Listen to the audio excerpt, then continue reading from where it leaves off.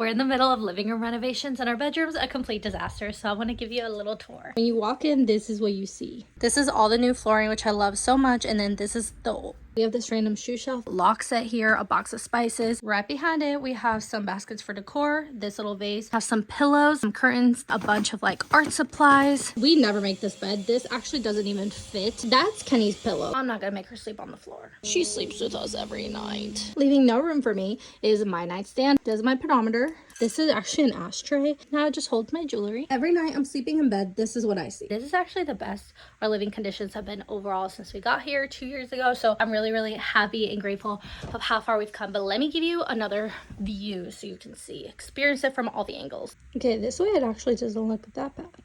We bought these weights when we were pretending to work out. I already ran into that earlier and that hurt. Clumsy cause this is our clothing rack. This is metal, so it's sturdy and it doesn't fall apart every 2 seconds. Tore out the studs that were in here, the little wall, and we also filled the holes with spray insulation because the attic air was seeping in. You can't really see it right now, but John actually built a shelf to be able to hold more stuff. We also had to cut out the bottom part of this wall recently so you can see all the spray insulation we had in there. Once we finish the living room, we'll be able to start working on this bedroom, and I'm really excited.